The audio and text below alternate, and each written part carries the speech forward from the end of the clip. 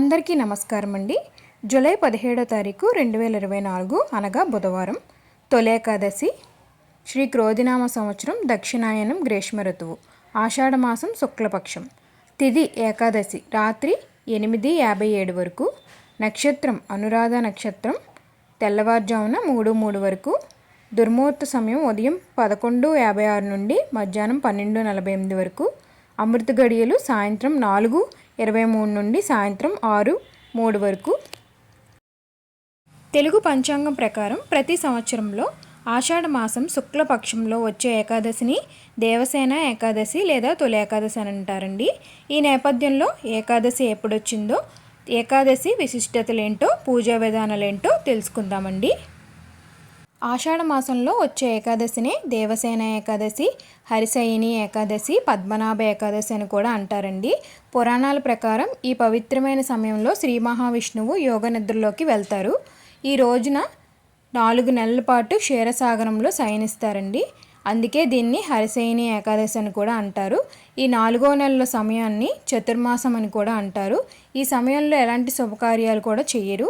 అయితే ఈ కాలంలో ఉపవాస దీక్షలు చేస్తారండి. ఈ నేపథ్యంలో ఈ నెల జూలై 17వ తేదీన అనగా బుధవారం నాడు దేవసేన ఏకాదశి వ్రతాన్ని జరుపుకుంటారండి. ఈ సందర్భంగా ఏకాదశి పూజా విధానం ప్రాముఖ్యత ఇప్పుడు ఏంటో తెలుసుకుందామండి. దేవసేన ఏకాదశి అంటే ఈ పవిత్రమైన రోజున విష్ణుమూర్తికి అంకితం ఇవ్వబడిందండి.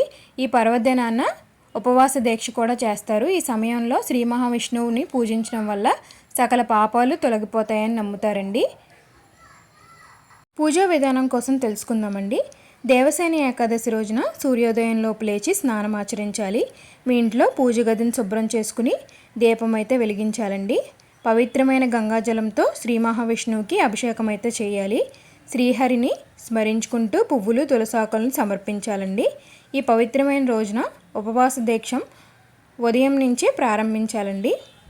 శ్రీ మహావిష్ణువుతో పాటు మహాలక్ష్మీదేవిని కూడా పూజించాలి. శ్రీ మహావిష్ణువుకి పండ్లు నైవేద్యం కింద సమర్పించాలి. విష్ణు సహస్రనామాలను పఠించి చివరగా హారతి ఇవ్వాలండి. ఏకాదశి ప్రాముఖ్యత కోసం తెలుసుకుందామండి. పురాణాల ప్రకారం కృతాయుగంలో మురాసురుడు అనే రాక్షసుడు బ్రహ్మదేవుడు ఇచ్చిన వరంతో మునులు దేవుళ్లను ఇబ్బంది పెడుతూ ఉండేవాడట. అంతటి క్రూరమైన రాక్షసుడితో విష్ణుమూర్తి చాలా కాలం పాటు పోరాటం చేసి అలసిపోయిన తర్వాత ఒక గుహలో విశ్రాంతి తీసుకున్నాడంటండి. ఆ సమయంలో తన శరీరం నుంచి ఓ మహిళ ఆవిర్భవించి ఆ రాక్షసుడిని వధించింది. దీనికి సంతోషించిన విష్ణువు తనకి ఏం వరం కావాలో కోరుకోమన్నాడు. అప్పుడు తను విష్ణుప్రియుగా పూజలు అందుకోవాలని కోరుకున్నది. ఇప్పుడు మనం ఏకాదశి రోజున పూజలు చేసిన, ఉపవాసం చేసిన కోరికలు నెరవేరుతాయా అనేది మనం ఇప్పుడు తెలుసుకుందామండి.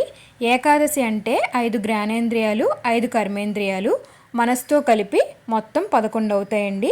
వీటన్నిటినీ మనిషి తన ఆధీనంలో తీసుకొచ్చి ఒకటిగా చేసి దేవుడికి నివేదన చేయాలి. ఈ కారణంగా మనుషులకు సహజంగా ఏర్పడే బద్ధకం తొలగిపోతుంది.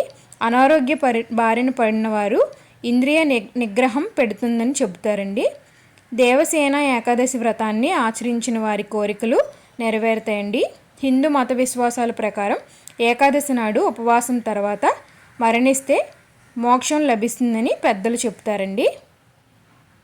అంతేనండి. జూలై 17వ తారీఖున ఈ తొలి ఏకాదశిని, ఆషాఢ శుద్ధ తొలి ఏకాదశి నాడు మీరు ఉపవాసం ఉండి భక్తి శ్రద్ధలతో గనక ఆ విష్ణుమూర్తికి పూజలు చేసినట్లయితే మీ అనుకున్న కోరికలు కానీ అన్నీ నెరవేరుతాయని భక్తుల నమ్మకం అండి. మరి మా వీడియోస్లో కంటెంట్ ఉందనిపిస్తే మా వీడియోస్ని లైక్ చేయండి, షేర్ చేయండి. మరిన్ని వీడియోల కోసం మా ఛానల్ సబ్స్క్రైబ్ చేయండి. ధన్యవాదాలు.